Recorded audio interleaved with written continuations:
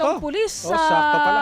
Manila ang pinasibak sa pwesto dahil nga doon sa pagkakasangkot sa illegal Si RD na mismo, sabi Oo. ni Major Asilo, talagang hindi pa lalagpasin ni RD yan. Correct, Kasi, talaga naman.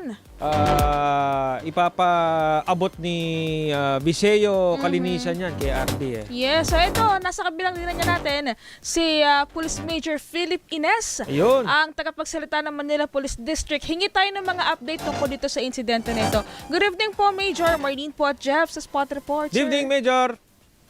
Yes, Sir Jeff, Sir Marlene, isang mapagpala at kalmadong gabi sa inyo. Ganun sa mga nanonood at nakatugay-gay sa inyong programa ngayon. Major, nakarating na po sa inyo sa MPD mismo itong insidente na kinasangkutan ng 7 pulis ng DDEU. Ano ho ang naging reaksyon ni District Director po dito sa kasong ito? Unang-una, nalulungkot tayo dahil nga itong ating DDEU na to ay na-involve dito sa isang reklamo ng isang individual kanina dito sa tanggapan ng Napolcom, kung saan nga nalaman natin dito, itong nagreklamo na ito, naipag-harap din nila ito ng kaukulang reklamo na paglabag ito sa RA 9165 Section 5 and 11. At sabi nga natin, sa ngayon, dahil nga may reklamo dito sa ating mga personnel ng DDEU, ay sila ay nirelieve sa kanilang pwesto at nasa admin holding muna sila at habang gumugulong yung pag-iimbestiga. Okay. Etong, sir, dun daw po sa 2 biktima, yung isa ay nakakulong pa rin hanggang ngayon. Kanina po, nung nakausap namin sa Napolcom, nakakulong pa rin daw yung isa sa mga biktima. Na-check niyo na po ito, sir? Tama kayo doon kasi nagkaroon tayo ng anti-illegal drug operation noong September 10 kung saan nga subject itong dalawa dito sa ating police operation. Itong nasa custody natin, itong si alias Nicole na taga Quezon City at itong nagreklamo, itong alias Chester, ay nasampahan ito ng kaukulang reklamo sa tanggapan ng Taga-Usig sa lungsod ng Maynila kahapon base doon sa ating muling bulletin. At nakunan ito ng 4 na piraso ng transparent plastic sachet ng marijuana fused at saka 112 grams ng suspected shabu. Nagkataon lang na nakatakas itong si alias Chester. Oh, so ang declaration po ng mga pulis ay nakuhanan talaga sila ng illegal na droga, sir? Yes, so yun ang nakalagay dito sa report natin. At ito ay nangyari noong September 10. So parang itong Major, itong operasyon talaga na ito ay ano ba? Drug operation pala talaga ito. May kaukulang mga dokumento po ito. Yes, meron silang kakibat ng mga papel dyan. At yun nga, subject itong dalawa na ito sa drug operation natin. At nangyari yung operation na yan dito sa may area ng Sampaloc, Manila. Particular dito sa may Maceda Street, sa may barangay 315 Sampaloc. Oo. Major, paano ho ba yung paliwanag ng 7 pulis? Kasi doon po sa CCTV footage na pinakita ng Napolcom kanina, bandang 3:30 ng hapon noong September 9, if I'm not mistaken, ay dinukot na. Kinuha na itong 2 biktima. Tapos, ang salaysay po ng biktima, pinaikot-ikot sa Rizal hanggang Quezon City. And then, bandang 12 midnight po ng kaparehong araw, ay kumain sa Tapsilugan itong mga pulis at doon na po nakakuha ng tiyempo yung biktima para makatakas. Ano ho yung paliwanag nila dito, Major? Ang sa atin dito, sabi bukas yung ating pag-iimbestiga dito at sabi nga natin, katulad ng binabanggit ng ating regional director, wala tayong sinasanto rito. I-apply natin yung tinatawag nating principle of reward and punishment at saka yung ating tinatawag na full disclosure natin at saka yung accountability.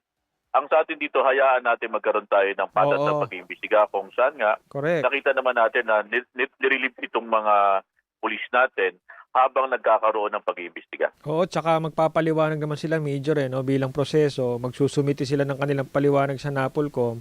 At doon na sabihin na natin titimbangin kung katanggap-tanggap yung kanilang mga paliwanag, Major Ines. Tama kayo dyan, Sir Jeff, kasi nakakapanghinayang dahil napakaganda ng mga accomplishment nitong grupo ng DDEU natin. Correct. Pero ganun pa man, kung merong irregularities dyan, hindi natin ito ikikipit balikat at hindi ito tolerate ng pamunuan ng Manila Police District. Kung kaya nga, nakita natin, nung nagkaroon tayo ng impormasyon na merong nagreklamo sa mga operatiba natin, pati yung hepe nila ay sinama dito sa pagkaka-review. At gagulong na yung pag-iimbestiga rito at pinagre-report sila dito sa ating admin and accounting section ng Manila Police District.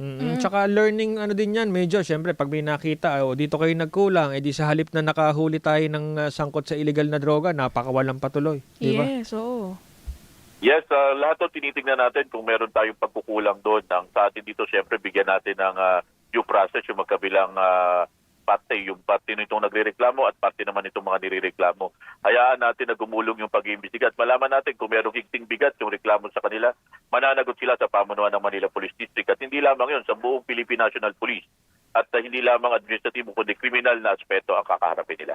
Pero Major, yung history ba or record nung 7 pulis na isinasangkot dito sa kaso ay meron na ba silang kinasangkutan before na mga insidenteng ganito or first time po ito? Ano po yun sa checking po ng MPD?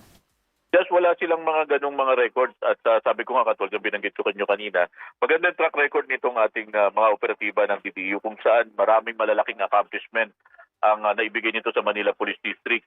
Ito ang January to August na 2025, meron tayong 108 million na nakumpiskang illegal drug at kasama na rin dyan yung ambag ng DDU natin. Sa lahat ng station, meron tayong mga operatiba ng anti-illegal drug at isa lamang unit itong nasa district natin. Ganun pa man, siyempre nakakalungkot ito dahil nga mga hanay natin na nasasangkot at part naman ito talaga ng trabaho natin. Ang mahalaga dito, kung may irregularities dito at may pagkukulang sila, mapanagot sila sa batas. Pero Major, pardon my ignorance sir, pero usually ho ba kapag may mga ganitong operasyon, normal lang na parang civilian car yung gamit ng mga operatiba at mga nakapambay, nakachinelas, itong mga pulis natin, sir? Tama kayo, minsan kailangan talaga natin gamitin yung mga ganong trade craft natin. Kasi kung naka-uniforme naman tayo at tayo manghuhuli ng illegal drugs, sa tingin natin magkakaroon tayo ng problema dyan. Ang mahalaga dyan, sinusunod natin yung ating mga standard operating procedure, mga protocol natin.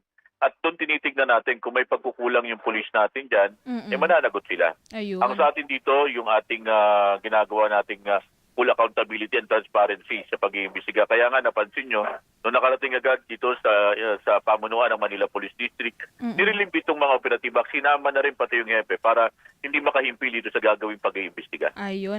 Sir, one last question na lang po on my part. Kamusta po yung security nung isang biktima po o isa pong nakapiit po dyan sa MPD dahil ang pangamba po ng asawa, baka daw dahil sa nagsampa sila ng reklamo sa Napolcom, baka daw ipatrabaho. Kamusta po ang security, sir?